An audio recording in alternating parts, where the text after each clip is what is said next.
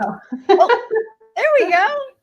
It took forever. It did a countdown. It did a whole countdown. I don't get a countdown on my side, so I was just waiting That for you. was the first time I ever got a countdown too. So fun. Yay. Hello, Well, we're live again. We are back. How are you Back checking live, today? doing what we do during the day, but doing it for everyone. It's really fun. How am I checking in? Woo! It's been a whirlwind of a day. I had 2 meetings offline before we went online. And then the interview with John, and now this. I'm excited that this is my last call today, and then I just get to enjoy everyone else. Yeah, because normally about 3 calls a day are all I can really handle with my capacity. How am I feeling then? I'm feeling super nervous. This is really silly. So I don't write podcasts out. I usually just do it. I wing it. And then I edit some of it usually because sometimes I say things I shouldn't say. And so honestly, the thought of doing it live is silly and fun and makes me nervous. So I'm a little nervous because I do a lot of, thinking and reflecting before I jump in and do it. So anyway, I'm just curious as to how this is going to play out with me live. So I keep telling myself, okay, well, this is kind of like just office hours, right? Like picture this as office hours and people are joining you in your office. Yeah. So they just get to see how Tony works. So I'm like, oh, okay, well, I can do that. So I'm a little nervous. I think I'm crazy to some degree to actually try to do this. But we're risk takers. So I am going to take a risk. So I feel like I'm about to bungee jump, which is really funny. And then when I get past all of that, I am, I had a really fun time with John. So just super thankful for this opportunity to spend a little more time together than we normally do. And be together as a whole community a little more than we usually are. That's great. Yeah. Thank you. How about you? Yeah, I am really thankful that I got a really good night's sleep. I woke up this morning and I was surprised that it was the first time I was waking up. And it was like, I think it was only like 6 a.m. Normally I've been waking up at 5 a.m. for the past like week and a half, like naturally, not on purpose. So I woke up and I looked at the time and I was like, oh, wow, like I slept all the way through the night. This is amazing. Wow. So very, very thankful for that, and pretty excited, I guess, for the rest of the week, and also really nervous because there's things about Rally Up that I don't understand yet, and I can't change yet, and that's constantly playing in my head. But we're doing it. We're trying it out. Hopefully by the end of the week, it'll all be set up. That's right. Hopefully. And we'll know for next year if we do this again. So Exactly. This is a practice run here. Super fun. Well, maybe we should do some housekeeping for people that might be here. I after our last session, I got several little text messages from people going, that was so cool. So I think there are people listening. They're just not signed in. They just followed your link and they're watching, right? But they're not actually logged in. So they're not going to comment because maybe they're on their phone. Maybe they're at work. Maybe they're driving. Yeah. Maybe they're cooking like Lisa was. So I just want to say hi to everyone out there who is listening, even though you're hiding, not really hiding, but even though you're hidden from us. If you are able to. That's right. If you are able to log in and you want to log in, you can at least just let us know you're there. So you can say, hi, I'm here. And you can even say where you're from, because that we would love to just know who all's here with us. And it gives me lots of joy and support to know you're out there. So there's that. What other housekeeping? And Hillary is going to be in the green room during this time. Thank you, Hillary, which is kind of off stage, not the green room, the off stage, backstage. So she will be able to read comments, and she'll even be able to talk to me if she has somebody who has a question or something like that, because I can't really see the questions while I'm on. So thank you, Hillary, for doing that. Yeah. And anything else? This is on for an hour, so 2 to 3 Eastern time, and then at 4 o'clock we have a Gentle Curiosity session with Ben Hamilton, and at 5 o'clock we get to interview Jim and Kathy Mellon, who have been house church planters since 1992. It's going to be amazing. Yeah. Yes. I also just want to remind everybody that this is a fundraiser. We are actually doing this live because we are praying that God would bring 10 to be answers, people who he's put in their heart already to fund a revolution, a change in culture, and to possibly give monthly to support this organization as we seek to change culture and make it more joy-filled and Jesus-led in our churches and all around in our families as well. I also want to say that if you want to give a one-time gift, because we have had several people giving one-time gifts as well, if you could go to our website, lk10.com, and give the one-time gift there, that would be fantastic, because that'll help us pay our staff this month. And these monthly donations on this site, we're really trying to go for the monthly so that we can fund the organization moving forward. And while one-time gifts are awesome, it'll make the numbers look weird. It'll display the numbers differently. And so we want to make sure that they keep the monthly tally going and not necessarily the one-time gifts coming in. Although we will report the one-time gifts coming in, and we don't have to say names. If y'all want to be anonymous, that's okay. Hopefully that was clear. lk10.com, donate if you want to give one time. Anything else? I don't think so. I think we're all set. All right. I'm gonna go backstage and let you take it. All right. Thank you. Yeah, I'll be here. Silly. We're so silly. Okay. So I do have a mic over here just so that the sound quality is good, because as you know, podcasting, sometimes you want a better sound. So hopefully the sound will work. This is an experiment. So I have no idea if this will become the podcast. I hope it is. I hope it will, and we'll see. So what I wanted to do a little bit is just share the process that I use to do podcasts. I'm not a pro at all, as most of you know. I don't have a ton of followers. And I have, this podcast was birthed just out of feeling Jesus-led, feeling like God was leading me to get some stories out there that help people see what it really looks like to live joy-filled and Jesus-led in real life, like not just talking about it or theorizing about it, but what would what does it look like in a parenting moment when your child's melting down, or they feel discouraged or disappointed, or they've disappointed me? How do I respond in a way that really contains that relationship, keeps the relationship first and foremost, but also brings correction when needed? But really, many of the stories are leading the children into Jesus's presence to let him heal them, let him speak correction to them. And how do we do that as a family? So if you're just jumping in, if this is the first time you've heard of the podcast, Joy-Filled and Jesus-Led, it is on Spotify. It's on Apple iTunes, I guess, or Apple Podcasts or whatever. And that's what it is all about. It's about practical, real life stories that help you hopefully see what it means to live joy-filled and Jesus-led. That being said, I am in a series, and I can talk about that when I actually do the podcast. I've never done a series before. Normally, it's just these kind of one-off stories. Sometimes some are even poems. But a few weeks ago, I just had this download from God or myself saying, I think you need to do a series on facilitating and what is it like to facilitate in this relational revolution? If we were facilitating a revolution, a relational revolution, what would it look like?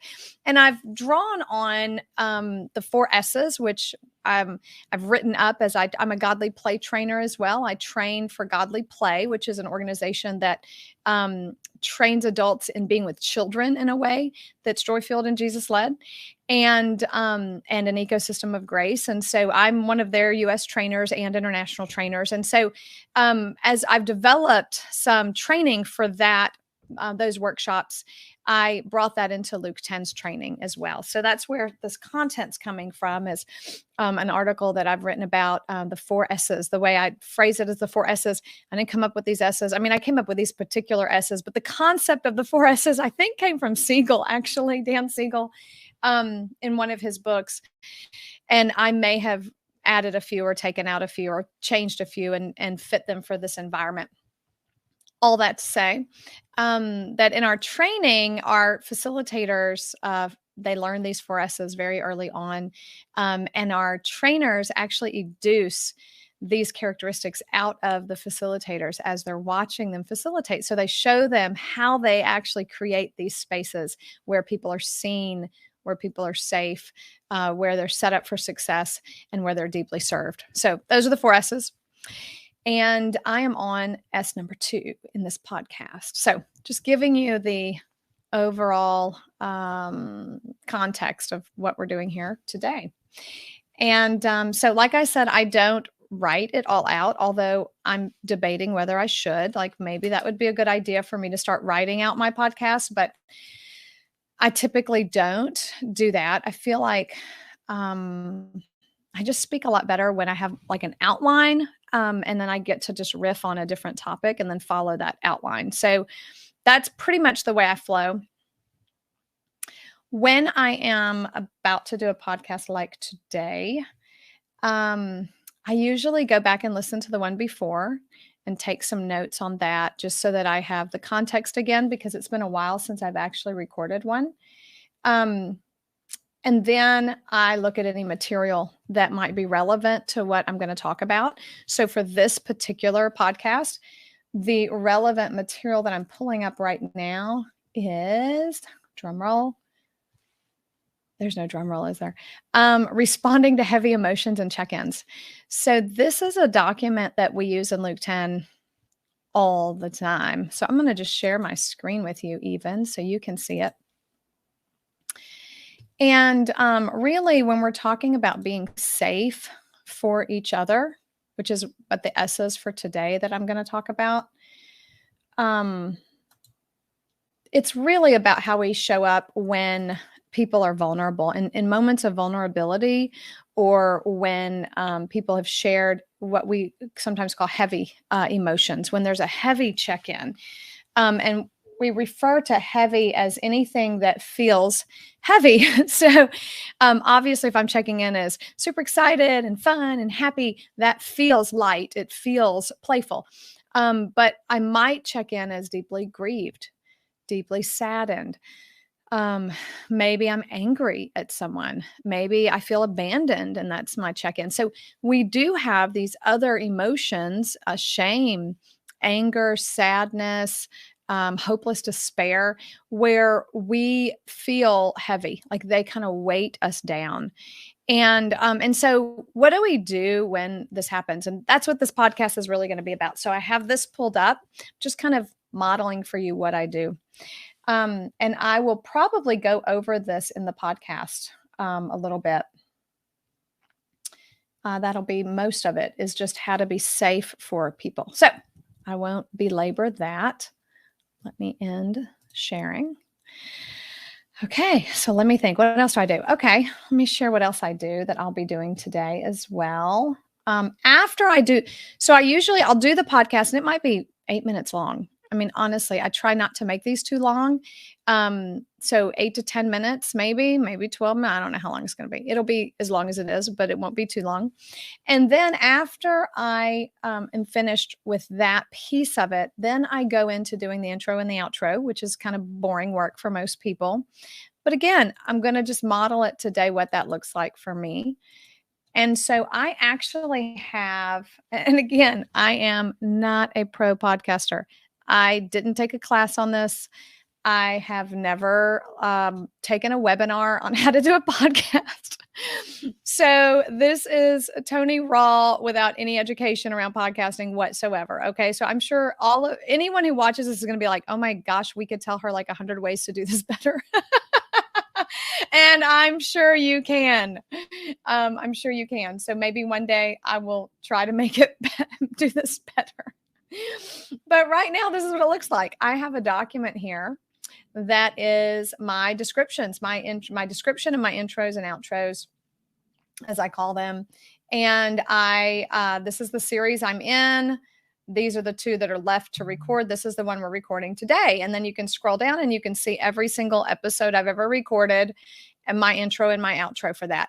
This is the one thing that I actually do write down and read. I just read it off. So after I do the podcast, I will come back and write the introduction and the outro, because this is just copy and pasted from last time. So I always do it afterward, because I don't really fully know what I'm going to say until I say it. The other tool that I use that Hillary made for me is my podcast schedule. So it is just a running list of all the podcasts that I have, when I published them. And usually I list over here the resource that I'm highlighting. Most of my podcasts, I try to highlight a specific resource. And lately it's just been Luke 10 all the time. So I haven't really had any specific resource that I'm highlighting other than Luke 10. Seeing, as you can see, that was the last one and it was done. You can see here that I am off a week I try to launch these on Thursdays, but I actually went on vacation last week. And so, or the week before last. And so I did not publish, a podcast on the 2nd, nor did I do it on the 9th. So I'm actually 2 weeks behind, and that's okay. Because I just feel like I know people count on these, and I know that doing it weekly is important, or at least sticking to a schedule is important. But again, I have to be Jesus led in the way that I approach this whole podcast. Let me just write this in here and then I'll stop screen share. There we go. All right. I feel like I have to be Jesus led in how I do this. Meaning if I don't have any content that is kind of welling up inside of me, I don't push myself to actually do a podcast. I think I released one and went maybe 5 months without having another season. Yeah. I think I did one in September and then didn't do another one until April. So it's very Jesus led. I will do whatever he puts on my plate to share. And if there's nothing there, then I usually just don't do anything. I don't force myself to do anything at this stage in my life. I really try to just follow Jesus in every single endeavor. And yeah, and then when this one hit me, I was like, oh, cool. Oh, that's like 6 weeks worth. This is super fun, because I've never actually gotten 6 weeks worth in one moment. So anyway, anything else that might be helpful before I just jump in and try to do this? Hillary, are there any questions you might have, or any questions from anyone in the comment section yet? Nope, doesn't look like anyone's there. I'm even wondering if Hillary's here. Oh, she is. Oh, John White's there too. I'm here. So sorry. I'm working on your Instagram. Oh, thank you. That's fantastic. Mm-hmm. Thank you. Yeah. I was hoping that you would do that for me today, because I definitely have not been on that. Yeah, I'm working on your Instagram and trying to get a video as well of you speaking. So I have to like mute you and then listen to a video. So there's a lot going on in the background. But if you want my attention and I'm not responding right away, a big hand movement will be the best. Oh, good. Like this. Yeah. Awesome. Yes. Thank you so much. All right, great. I noticed your little face looking around. I was like, uh-oh. You're so cute. Yeah, I was trying to get to the page where I could see who was in the backstage. Okay, so I'm good now. I know where I'm at. All right, I'm gonna jump in so you can go do what you're doing again and not worry about anything.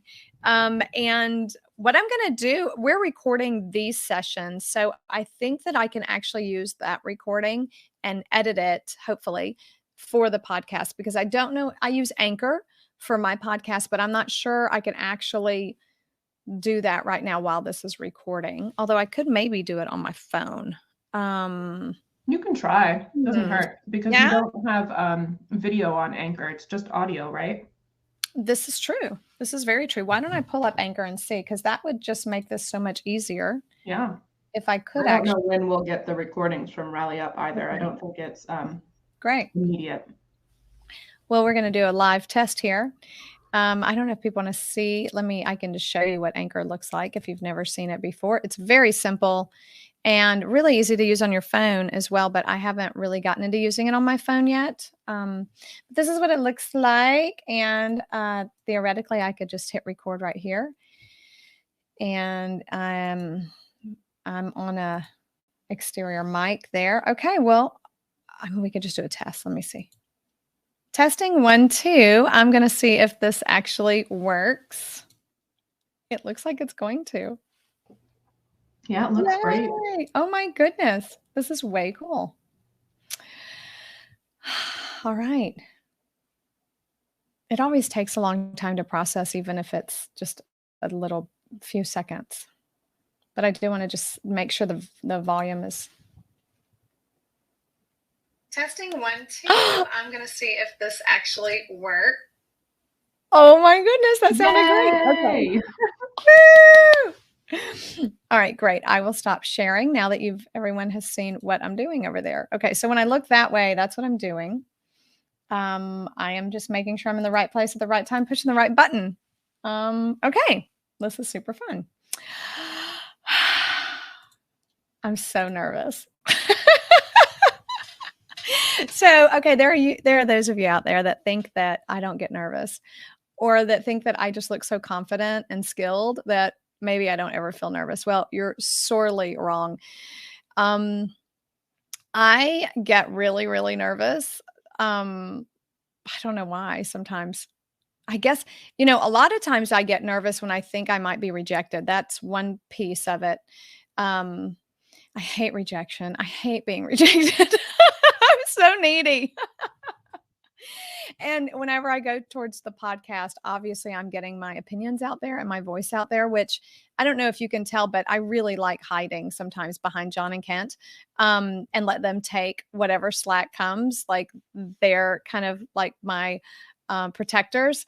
And my husband is my other protector. And whenever I go towards the podcast, obviously I'm Hillary. Yes, hello. Hi. We can hear you. Now, could you hear me playing your voice? Oh, I thought I was muted. That was so weird. I'm so sorry.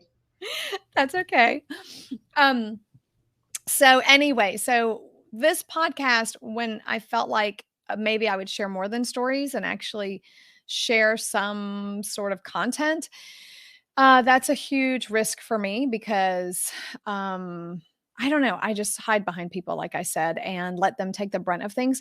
I also feel like I'm not a theologian at all by any shape, form, or fashion. I was trained as a sociologist first and foremost.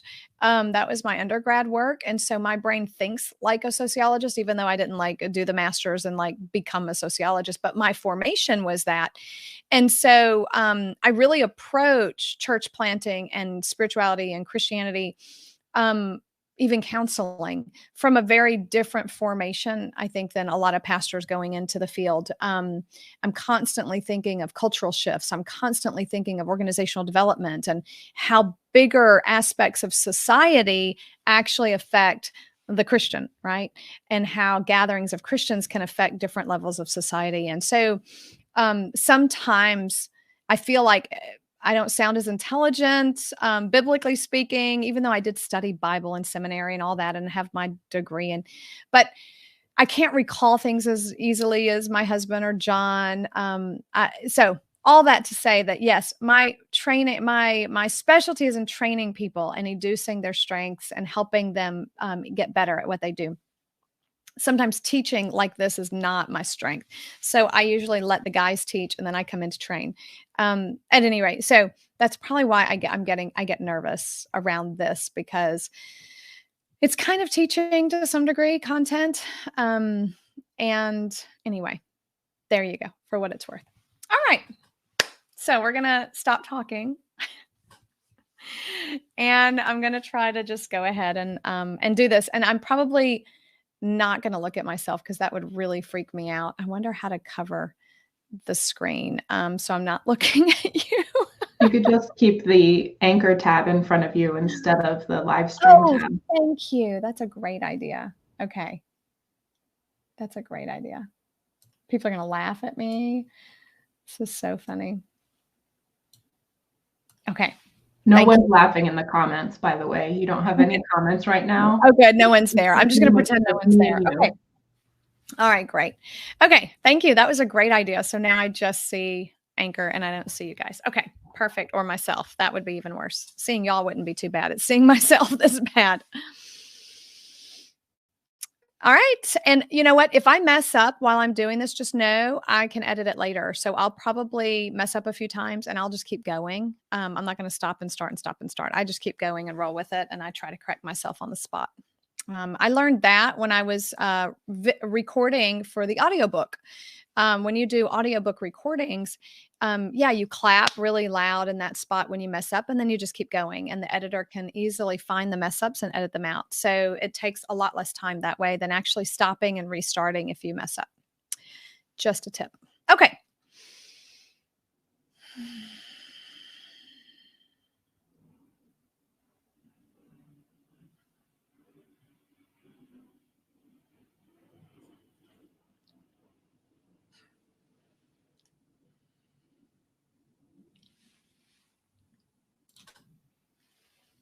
So Tony here, and today I want to talk to you about the second S and the 4 S's. We have been in a series right now talking about what it is like, what are the characteristics of facilitating a relational revolution? How do we facilitate in ways that are deeply relational with each other and that actually induce the presence of God from the community, or the ecosystem of grace, as Kent Smith would call it.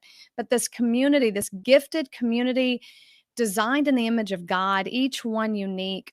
And how do we facilitate in a way that actually draws that out so that the whole multifaceted wisdom of God can be experienced in your community?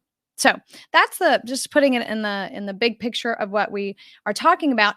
2 shifts I shared several weeks ago in the podcast that have brought me to where I am today. One of them is the goal that I have when I'm with others. One of them is the goal that I have when I'm with others. You know, when I was really young, it used to be to teach others, to evangelize them, right? To share the gospel with them, to do something to them, basically. And over my life, I've learned that somehow that really, it doesn't feel very good. One, for people who are on the receiving end of that. And 2, it really does little to induce the presence of God out of people and actually draw them into his presence. And, you know, my husband the other day said, instead of putting things into someone, what would it look like if we knew how to draw out the image of God that's within them? And I think that said it so beautifully, that shift that I had. So instead of thinking every time I see someone, I need to put God into them, I need to somehow share God with them verbally in a way that puts God in them. Now I approach it with, wow, I wonder where God's at work in this person already. I wonder where God's image is showing up in this person who might not even know him yet, or who might have known them their whole life. But where is the image of God in this person? And I wonder if I can find it, if I can see it, if I can name it, if I can encourage it out of them. And that feels a lot more playful. It feels a lot more like hide and seek to some degree. And honestly, when you're in the presence of someone who approaches you that way, you feel seen, you feel honored, you feel precious, you feel holy, because that is the way they're approaching you. Like, wow, you are the image of God. And if I just get to know you more, I get to know some of God. I get to know a facet of God that maybe I haven't seen before. So that's one of the main ways that my whole goal shifted when I'm with people. So instead of doing something to them that makes me look good, like teaching them really well, or even training them really well, or being the best, now I have the goal of loving them, just loving them. And loving is the word that we typically use to define everything that I've just described. This seeing, this being with them, this seducing them out. So the other thing that's very, very closely tied that I shared a few weeks back of one of the shifts is just the way I see people now in general. I don't see them as it's. I see them as a universe inside their self of God's image. And I want to get to know that image of God in them and how it uniquely shows up through who they are. So the way I see people shifted, and then the goal that I have when I'm with them shifted profoundly. So those were two kind of paradigm shifts that happened that then led the way to see facilitating in the way that I kind of group all of the characteristics of facilitating well into these 4 S's that we're talking about at this point. So last podcast, we talked about seeing the other and how that when we're quieted inside ourselves and when my brain isn't constantly thinking about, what if they don't like me? What if they reject me? What if I'm saying the wrong thing? Oh, goodness, I don't know how to handle this right now. They're sharing something really big. So if that's the internal dialogue going on in my head, then in all honesty, I really can't see the person in front of me at all, because all I'm seeing or hearing in my mind is my emotion, my anxiety, my feelings, my thoughts. So in order to really see someone else, we need to be able to quiet that emotional energy inside ourselves. And that's easier for some, harder for others to do. But it's a skill that we work on in Luke 10, and a skill that I work on with every facilitator that I train. I look at, can they quiet themselves? When they show up, do they have a nervous energy about them? Or can you tell that they are so secure in who they are that they're fully present with the other person, able to see the other? So it really does involve being able to quiet yourself so that you can see them. Attune, that's another word that we were using for that. Attuning with the other person, matching their energy, delighting in that person.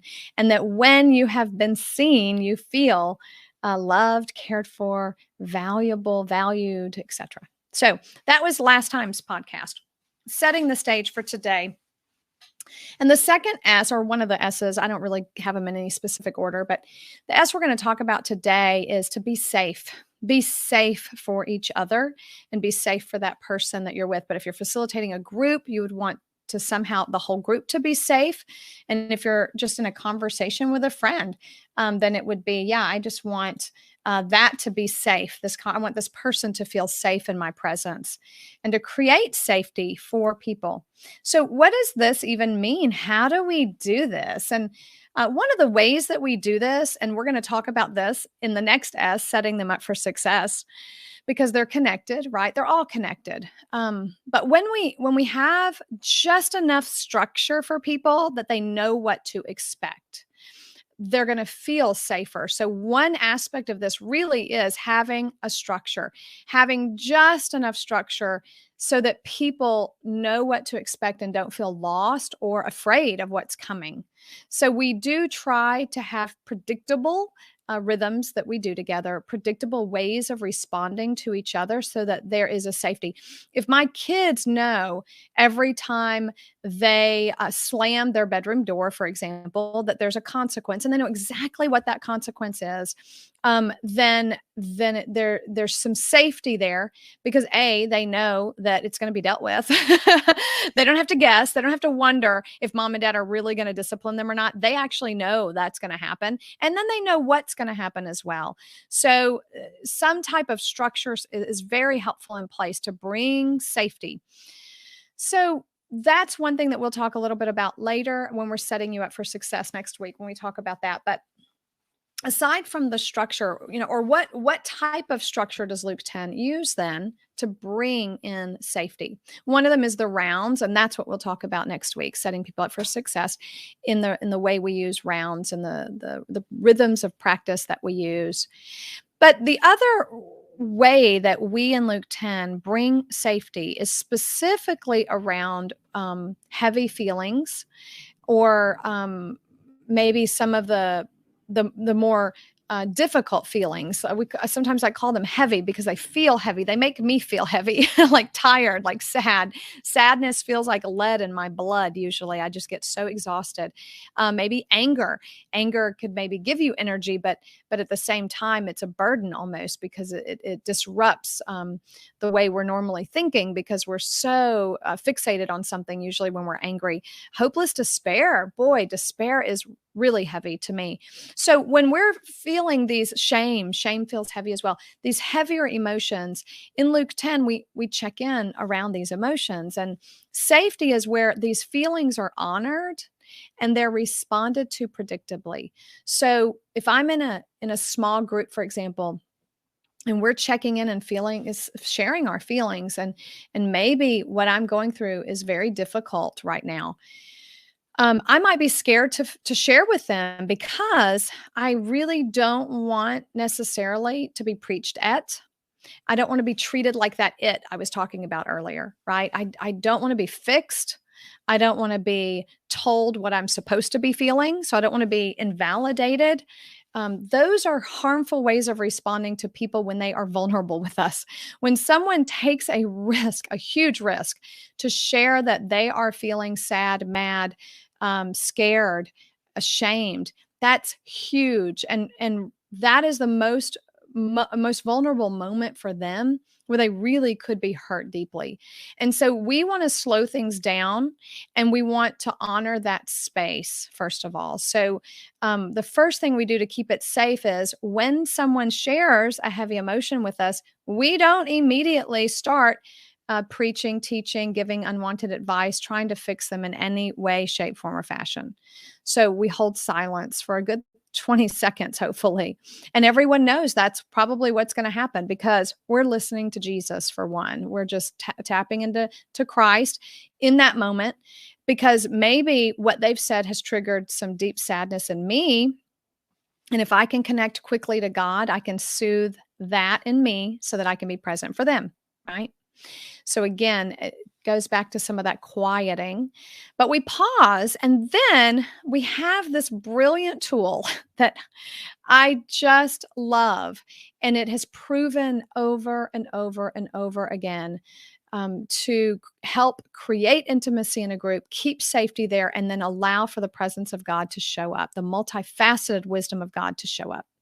So what this tool is it's a question. It's one question that we in Luke 10 offer whenever someone shares something that feels heavy. And the question that we offer is this: what do you most need from us today? Or it could be maybe, what would you most like from us right now? Because sometimes need triggers people. They don't want to feel needy. So, but what would you most like from us right now? Or you could even say, what would be most helpful for you from us today? So any version of that question, right? That question is the same question said different ways. So it's not so much about how you word it, but the question is, what's important is that you're giving them an opportunity to ask themselves, what do I need right now? What do I want right now? What would be most helpful for me right now? And the reason that we do that, there's so many, but the first reason is because it gives them their agency back. What that means is they get to be in control of what next happens to them, or what happens to them next, right? They are not going to be a victim of us pouncing on them to soothe ourselves. A lot of times when we start preaching or teaching or giving advice to people when they share vulnerability, it's actually because we are unregulated. We are dysregulated. We feel uncomfortable with their emotion. We don't like what we're hearing. We don't like that they feel that way, because if they just trusted God, they wouldn't feel that way, for example. So we have a need to make their feeling go away, because we don't have the capacity to feel that emotion and stay relational. So really, a lot of times in the church and Christian settings, when we preach and teach and give advice that's not been asked for, A lot of times it is to soothe our own self. It is to try to help ourselves feel better. Maybe I just feel like I should be able to help them. And so that's the way I do it. But again, it's about me, me shoulding, not about what this person in front of me needs most right now. And so we want to change the culture. We want to stop people from unintentionally harming each other in community when deep, serious, or sad or heavy issues are shared. We want people to respect that space, be glad to be with that person no matter what, which is joy, and then let that person decide what they need the most. So, usually a person has no clue what they need. That might be what you're thinking now. But wait, no one really knows what they need. So we offer multiple choices. We offer several multiple choices. In fact, we offer 5 choices, 5 options for this person. And we pretty much share them as soon as we drop the question, because that way they know that we're giving them some choices so that their mind can think which one of these best suits them for the time. And the really amazing thing is that these 5 choices that we're offering actually correlate to the 5 levels of the brain and where the brain might get stuck. And if that's all new to you, I will share a little bit about that. And, if you train with Luke 10, this article is in our training for sure, and all of the sightings and everything. So what are the 5 choices? The first choice that we give is we could just be with you and continue the usual rhythms, continue our meeting as normal. Is it enough to just be with you today? That could be it. That might be enough for them.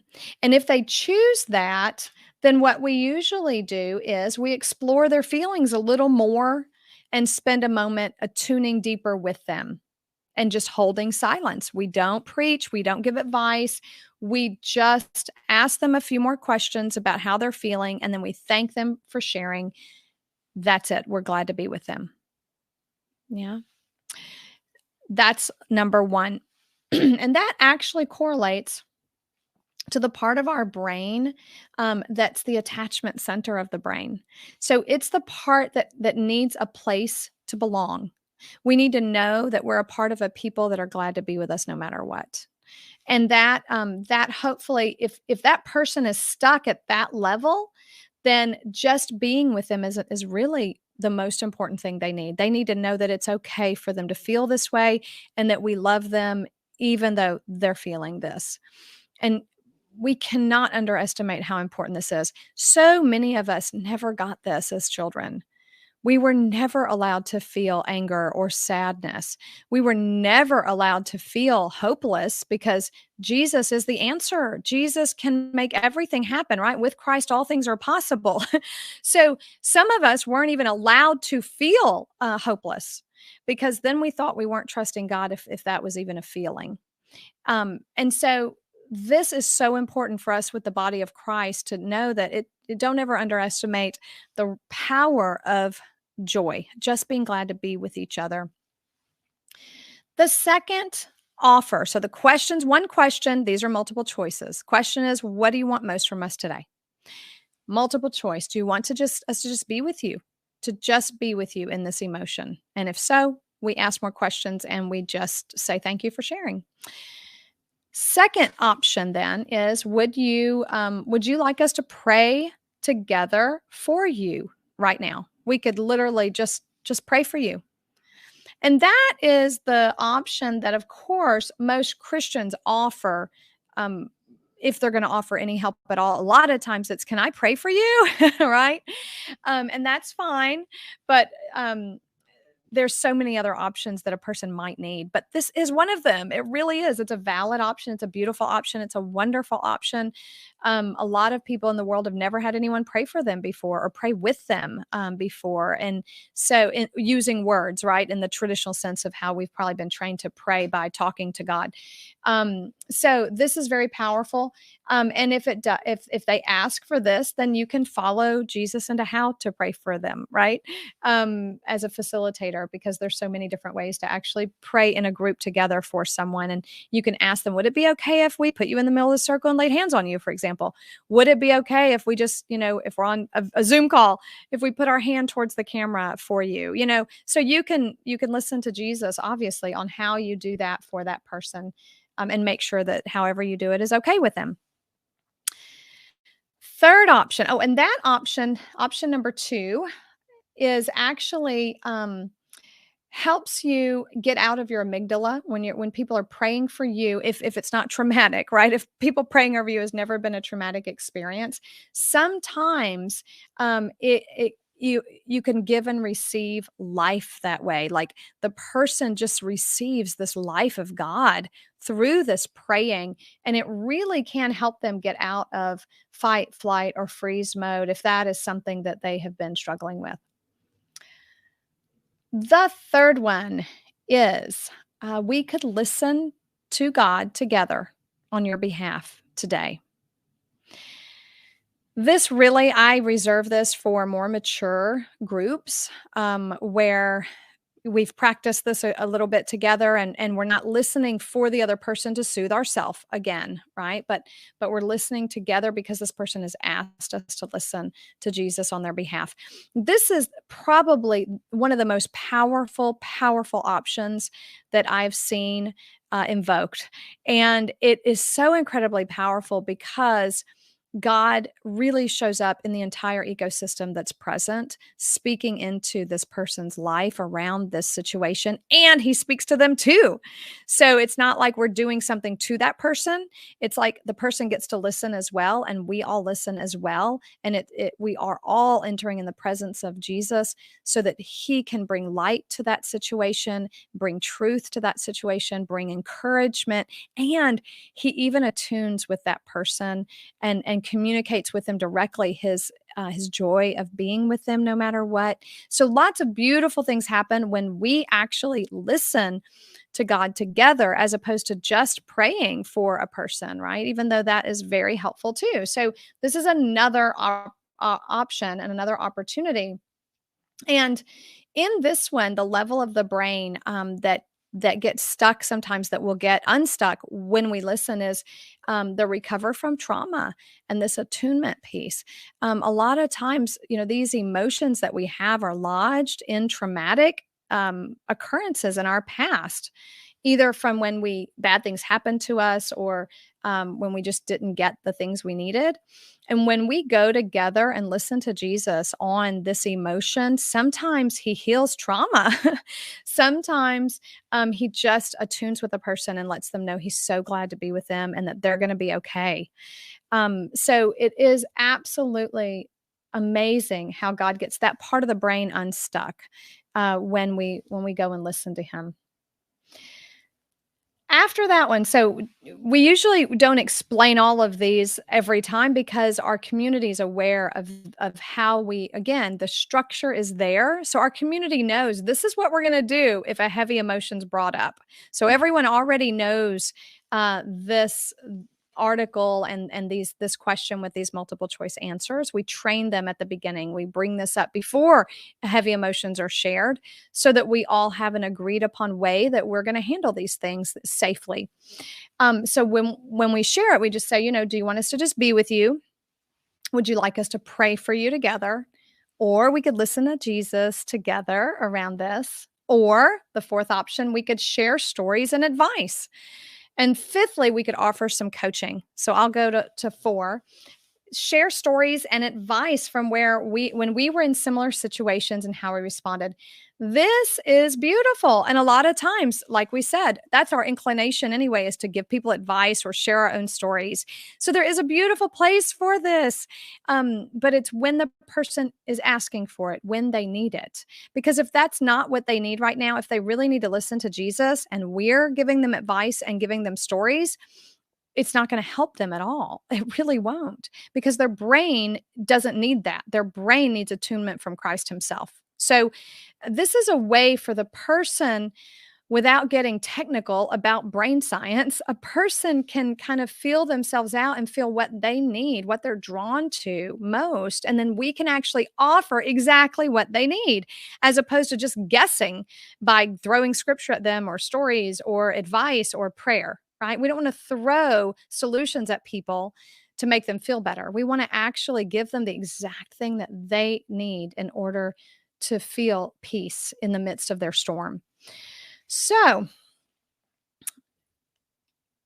the part of the brain where the storytelling and this advice fits in is the part of the brain that is actually our maturity part of our brain, where we learn to act what it's like to act like my people in this situation, right? So my children might be acting out or might be struggling with a specific issue, and I am just clueless. I'm clueless to how to parent in this situation.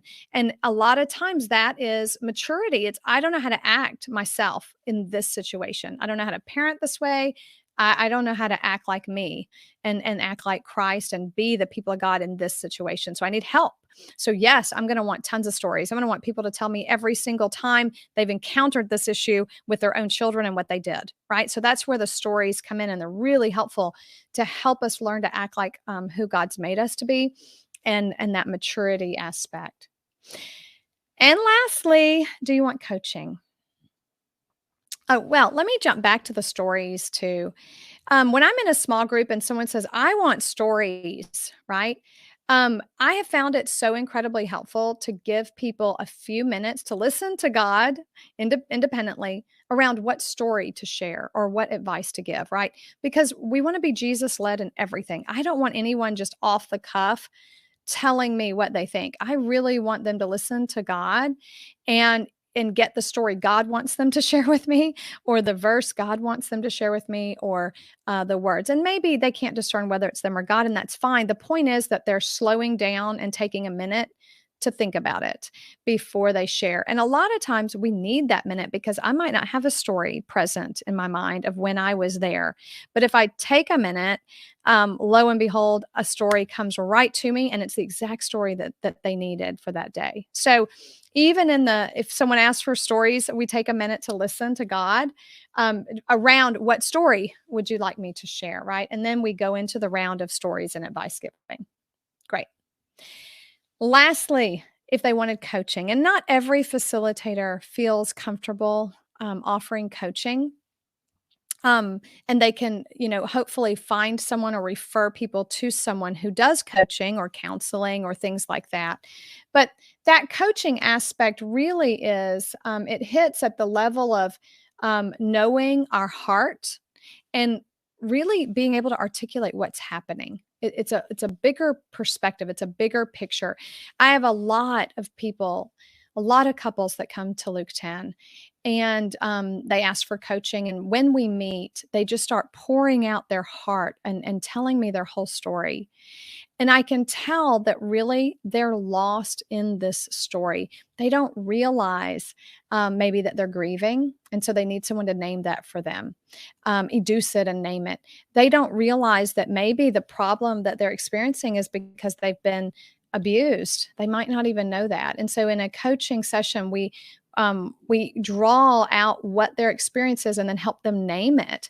We help them articulate what is happening to them, putting it into perspective with them, giving them the story. What's going on here? What is this story that's happening to me? And so often, honestly, it's just naming grief, naming that they have suffered tremendous loss and that they're grieving right now, because a lot of people don't know what grief feels like. They don't realize that they're grieving, or they've never had permission to actually grieve. And so in coaching sessions, a lot of times that's what ends up happening in my sessions, at least with Luke Tenors, is that they're given permission to grieve, and they're given a bigger story of how to understand what's happening to them. And that's the kind of what happens in coaching. So we offer that because that's the fifth level of the brain. And we need to know what's happening to me. What is the story? My precious 3-year-old, and when she was a baby, we were doing Thrive training where we learn about how to intervene where the brain is stuck in all of these different areas. And storytelling obviously is a real big part of it. And so we would tell stories all the time about what we were doing, right? Mommy has to go, go to the grocery store, and you're going to go with me to the grocery store, but Bubby's not going to go because he's sick. And then we would get out the door and we're in the car, and all of a sudden I hear story, because she would already forget where we were going. And she was getting anxious because she didn't know what was happening. And so I would say, oh, Mommy has to go to the grocery store to pick up groceries, and Bubby is sick. He stayed home. Right? 10 minutes later, story, Mommy, story.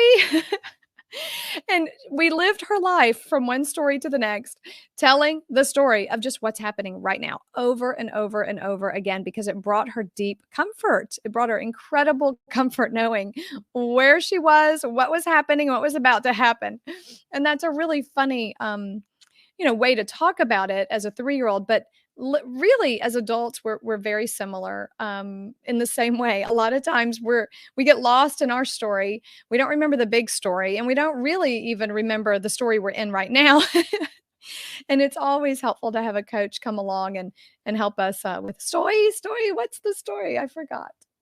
Okay, so that is how we practice safety together in community with Luke 10. We handle heavy emotions and vulnerability with honor, with respect, and we try to respond reliably to those moments through offering the one question: how would you best like us to show up for you today? What's most important for you today? Thanks for listening today. I hope this is helpful as you're learning to growing and living joy-filled and Jesus-led. And next time we'll be talking about the next S, setting people up for success. Thanks so much for listening.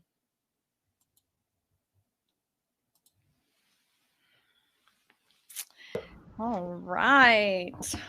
Yay! Congratulations. Thank you.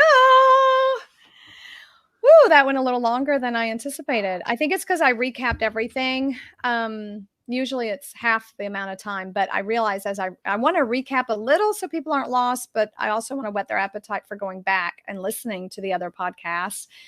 Are you thinking of debriefing me? Maybe. How do you feel? I was like, wouldn't that be a good preview for our training experience of debriefing people? I debriefed Zach today after our gentle curiosity. Yes! Also, we only had 2 comments. Oh, 3 comments now. Zach at the beginning said, "Whoa, we're not laughing too much," just kind of joking back and forth when we were making big mistakes. Yeah. Jim Mellon just said, "Thank you, Tony. Thanks, Tony." Aww. And Zach says, "This was so good." Oh, thank you. Y'all are awesome. I'm so glad Hillary had that suggestion of putting that in front of this, because I totally zoned out and went into the mode there. So that was super fun. You look quite natural, by the way. Oh, thanks. Yeah. You're so sweet. I'll hear from you before I start calling out on your design. Aw. So let me just do a quick time check. Are we good? Or do we have something scheduled for right now? The next thing doesn't happen until 4. Oh, great. Okay. So we can debrief. And that is Gentle Curiosity with Ben Hamilton. And for those of you who are watching who've agreed to kind of be our launch people for social media, the Luke 10 community Instagram just posted a Gentle Curiosity with Ben. So you're welcome to share that on your stories. Kind of what it looks like. Yeah. That's awesome. I don't think there's any other things. You can change super fun. Overlay. Well, I'll change the overlay. Okay. Yeah. Okay. You change it. Great. Overall reaction. Oh, it's over. What'd you say? What's your overall reaction? Overall reaction. I had fun. I enjoyed it. Sometimes my throat starts to hurt, so I've got to figure out what's wrong with that. But anyway, talking too long. I talk too long. John White sometimes says that I tend to share way too much and I overwhelm people. So, I mean, in a podcast, it's kind of the point is to talk a lot. but I'm trying to at least break it down into bite-sized chunks so I don't overwhelm people. So whenever it's that long, I kind of go, I wonder if people are getting lost or overwhelmed in the flow of everything. So that's something that I wonder that I can, I don't really know because I don't get a lot of feedback. I mean, I have gotten very good feedback so far, even on this series. So that's been helpful. I haven't gotten any bad feedback. Yeah, so I think it went really well overall. I'm really happy. I don't even know if there's one place that I didn't clap, but I need to edit out. But other than that, I think it might be good to go. Great. I was going to mention this comment, but Jim found his way onto the backstage. Jim, you're not slotted until 5 p.m. Eastern Standard Time. I'm just practicing if you can hear me. Good. You can totally practice. It's great to hear you. Hi. Hi, Tony. That was good. I just watched you. Thank you. So fun. Do you want to come on stage for the rest of the debrief, or are you okay with just hanging out? No, I've got a few other things to do. I just wanted to see if I could get in because we tried on Kathy's computer, but it didn't. I couldn't do it. So yeah. Well, you're welcome to stay in the backstage and turn off your video and your mic. That's what John White is doing while we're live. That way he just enters the green room and turns on his camera and hops on stage. Okay. Well, then maybe that's what I'll do. Okay. All right. Love you guys. Can't wait to hear you later on. Oh. All right. This is so fun. Yeah, well, thank you for sharing. What was your favorite part, if you could say?